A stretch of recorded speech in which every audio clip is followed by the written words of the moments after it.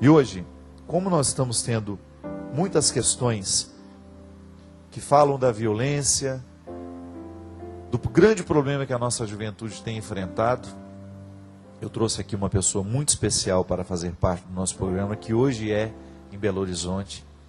Eu queria já, desde a semana passada, ter alguém no meu programa que pudesse nos ajudar a refletir um pouco mais a questão dos nossos jovens, a dificuldade que nós estamos tendo hoje com drogas, com a violência, com o álcool. E aí a gente conseguiu encontrar aqui de última hora um ser humano muito especial que vai conseguir nos ajudar a refletir no dia de hoje todas essas questões. São muitos os e-mails, depois que nós tivemos aquele programa especial falando sobre as drogas, foram muitas mães que nos mandaram cartas, e-mails falando sobre esses assuntos. E aí nós convidamos o Dr. Herbert Carneiro, desembargador do Tribunal de Justiça de Minas Gerais, que participa também do projeto Novos Rumos do Tribunal de Justiça, as APACs, que são as Associações de Proteção e Assistência aos Condenados. É isso? Dr. Herbert, prazer, viu? Muito obrigado. Obrigado pela sua participação, por aceitar estar conosco. E hoje, o e-mail selecionado para a gente começar a nossa conversa com o Dr. Herbert, ele veio de uma pessoa que já havia em outros momentos falado conosco, doutor, e eu fiquei muito incomodado com o que ela me contou nesse e-mail. Então eu vou relatar aqui o que ela falou para nós, e eu gostaria muito que o senhor me ajudasse a refletir isso depois. Padre Fábio, assistindo o programa da semana passada, quando o senhor falava sobre o alcoolismo na adolescência e da omissão de pais e políticos quanto à educação dos nossos jovens, eu fiquei pensando o quanto muitas vezes eu me sinto triste por ver a nossa juventude se perdendo. No final do ano passado, fui assistir ao filme Tropa de Elite 2 e me deparei com crianças entre 2 e 4 anos tendo acesso às salas de cinema para esse mesmo filme. Fiquei indignada e procurei a direção do cinema para esclarecimentos, uma vez que o filme era recomendado para maiores de 14 anos. Recebi como resposta dos responsáveis que se a criança estivesse acompanhada dos pais, elas poderiam, então, ter acesso ao filme. Na segunda-feira, entrei em contato com o Conselho Tutelar de minha cidade para obter maiores esclarecimentos sobre isso, e a resposta que obtive foi a mesma, sendo esse um dos itens previstos no ESA, o Estatuto da Criança e do Adolescente. Conversando com um dos conselheiros, relatei que sou psicóloga e que demonstrei preocupação com os efeitos psicológicos que esse filme poderia trazer a crianças tão pequenas, uma vez que, por não terem maturidade para compreender o contexto do filme, se fixariam apenas nas imagens extremamente violentas. Mesmo concordando comigo, ele disse que nada poderia fazer, mas se eu quisesse, poderia fazer uma denúncia até na promotoria da Vara da Infância e Adolescência, e foi o que fiz. Um mês depois, recebi uma intimação para comparecer ao fórum, onde o promotor que recebeu minha carta fez uma petição e acrescentou outros dados para que fossem analisadas pelo juiz. E disse que estava tão decepcionado quanto eu, mas infelizmente a resposta ao meu pedido havia sido negada, uma vez que constava no Estatuto da Criança e Adolescência que todos teriam acesso a locais públicos, desde que acompanhado de pais ou responsáveis. Padre Fábio, mesmo explicando os efeitos desses filmes nas crianças, percorrendo um caminho legal, não consegui nem mesmo que os cinemas fossem fiscalizados ou alertados, uma vez que não existe mais proibição, mas a palavra agora é recomendado. Diariamente, oriento pais quanto à educação e sei por experiência que existem muitos, infelizmente, que são totalmente permissivos e omissos frente à educação dos filhos, mas fico indignada frente à omissão da sociedade e dos órgãos públicos. E as consequências estão aí, sendo mostradas o tempo todo pelos meios de comunicação. Personalidades violentas, muitas vezes oriundas de uma educação frágil e desestruturada. Oro muito para manter a fé e a esperança, e continuo brigando sempre por nossos jovens. Sei que sou apenas um grão de areia nessa imensidão, mas quem sabe um dia as pessoas se conscientizem e se unam nessa minha luta. Sei que também é a do Senhor. Que Deus o abençoe e o mantenha firme nesse ideal de amor. Roseli Falato, de São Bernardo do Campo. Dr. Herbert, primeiramente eu me sinto muito feliz em ter uma pessoa com esse nível de esclarecimento e de envolvimento com a sociedade, né? E ao mesmo tempo muito satisfeito de saber que o senhor pode nos dar, do ponto de vista jurídico e legal, se isso realmente procede, é assim que vai acontecer, é assim que acontece. Não existe mais proibição, então. É preciso de ficar bem claro, porque a legislação brasileira, e aí em especial a legislação do Estatuto da Criança e do Adolescente, aliás, como a legislação penal, mas essa é uma legislação específica para a criança e o adolescente, é impossível que o legislador trate de todas as situações, preveja todas as situações de prevenção e de repressão, no sentido de controlar a boa vivência e a boa formação da criança e do adolescente. Realmente, a psicóloga fez uma síntese da realidade. É isso mesmo que acontece. E com relação ao Estatuto da Criança e do Adolescente, ela se coloca como um grão de areia. O que nós todos temos que pensar é que somos realmente grãos de areia no contexto de um país como um todo, para o enfrentamento de uma política pública, porque é o que ela trata aí, é de uma política pública de preservação da criança e do adolescente, mas que cada um tem que fazer a sua parte. Eu posso dizer para o senhor, com a experiência de mais de 20 anos de juiz, não será uma lei a dizer que é proibido frequentar que vai criar a resistência ou que vai criar a imperiosidade de dizer isso não vai acontecer. Quantas leis nós temos no Brasil que proíbem condutas e, no entanto, no campo penal a criminalidade está aí. O que falta, padre, com relação especificamente ao Estatuto, é o que ela colocou muito bem. É que a sociedade se conscientize do seu papel, que a família se conscientize do seu papel e que o poder público também se conscientize do seu papel.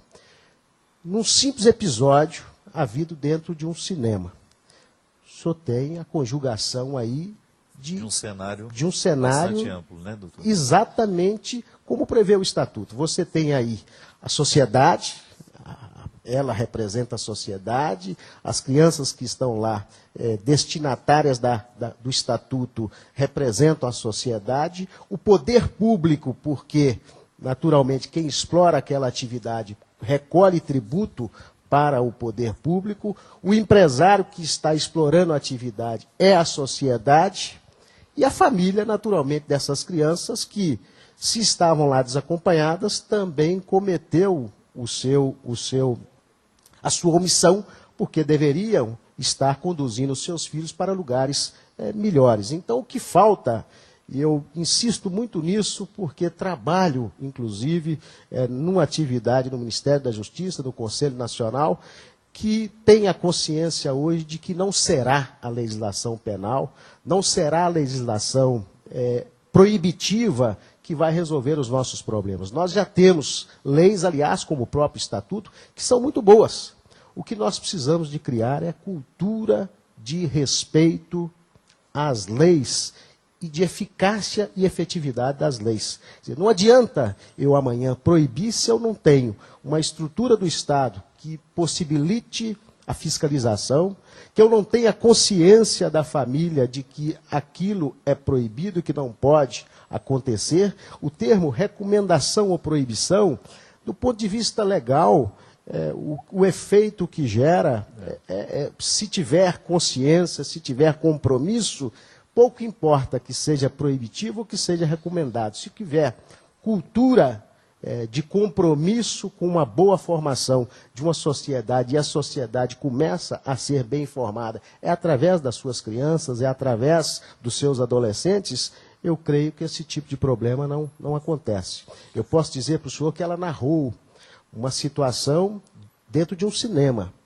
Eu sei de várias situações e experimento no dia a dia da nossa vivência no tribunal, situações havidas em locais de proibição ou de recomendação muito mais acentuada do que num cinema, porque movidos pelo álcool, movidos pela droga, e, no entanto, por falta de compromisso da família, por falta de compromisso da sociedade, por falta de compromisso do poder público, que não coloca os instrumentos necessários, né, de eficácia da lei.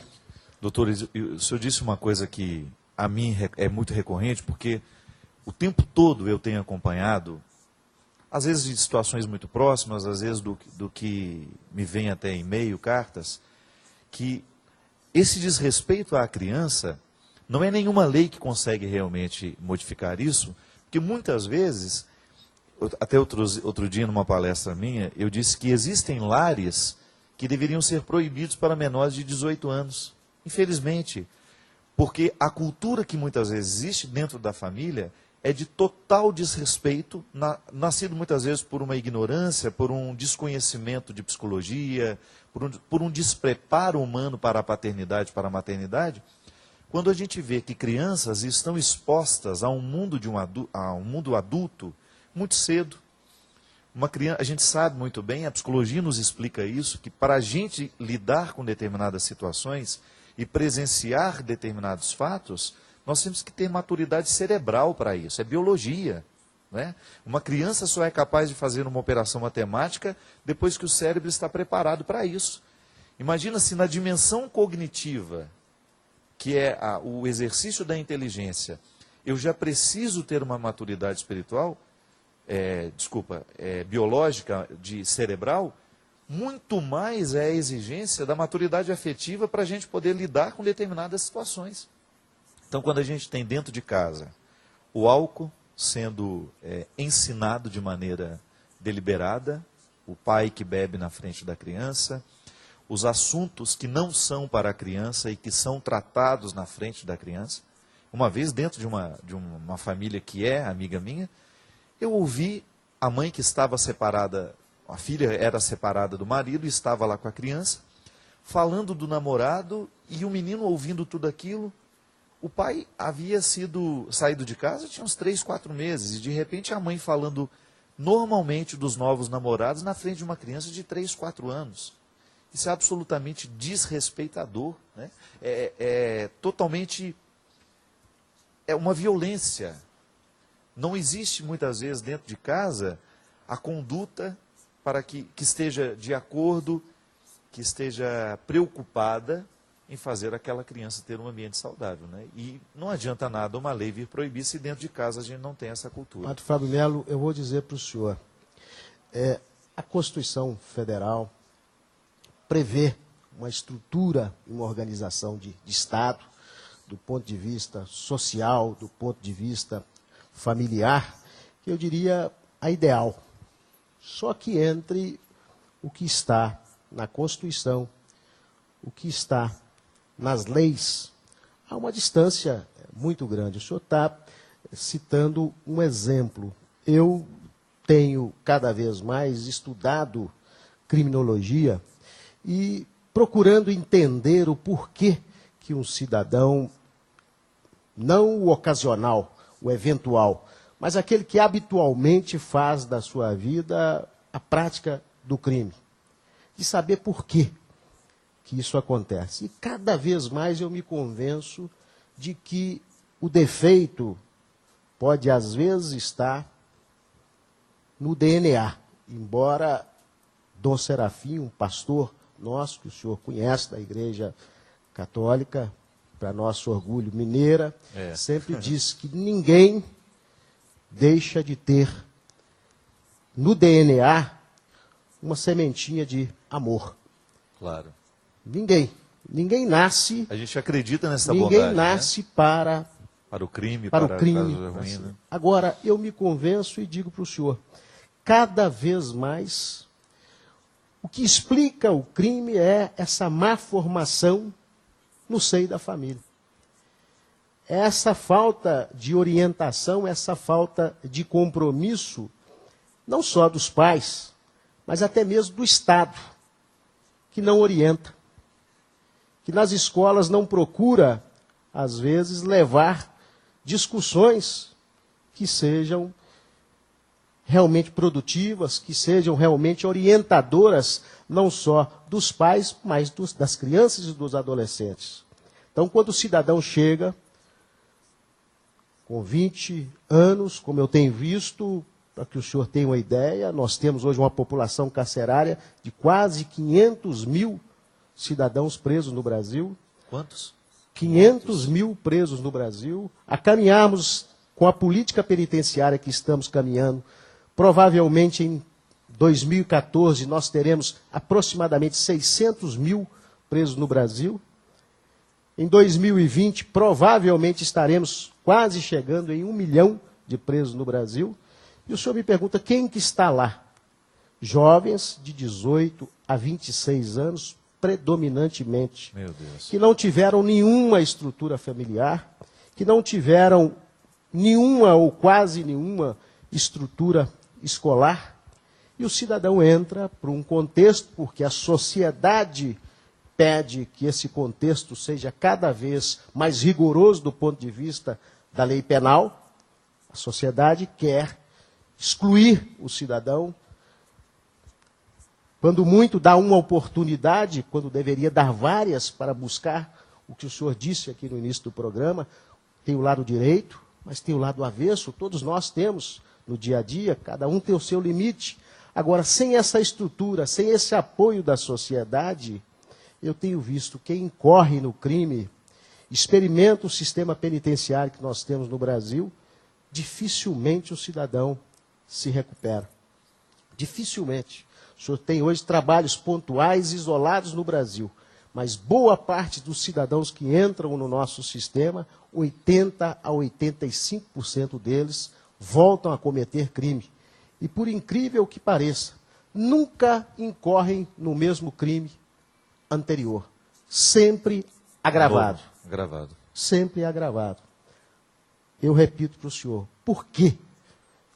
Uma das facetas do estudo da criminologia está exatamente na deficiência da família, na deficiência da estrutura de formação social dessa pessoa, de saber que todos nós fomos gerados, todos nós, a princípio, deveríamos ser criados para quê?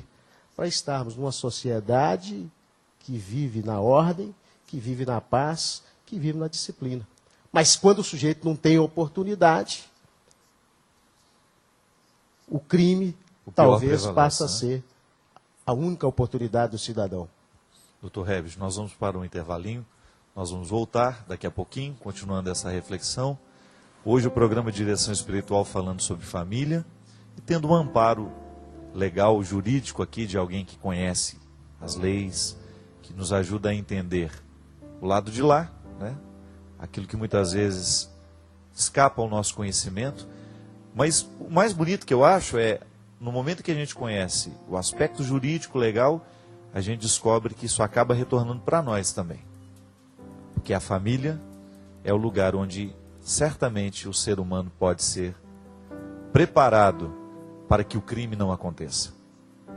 É dentro de casa que a gente aprende o melhor da vida, é dentro de casa que nós podemos incorporar e viver e experimentar a vida de outro jeito. As estatísticas são terríveis, são lamentáveis. Tantos jovens hoje privados da liberdade, porque infelizmente o crime aconteceu e tornou-se uma prática comum entre tantos jovens. E a gente precisa frear isso por uma responsabilidade que a gente tem com o mundo. A gente vai para um rápido intervalo, daqui a pouquinho a gente volta com o assunto.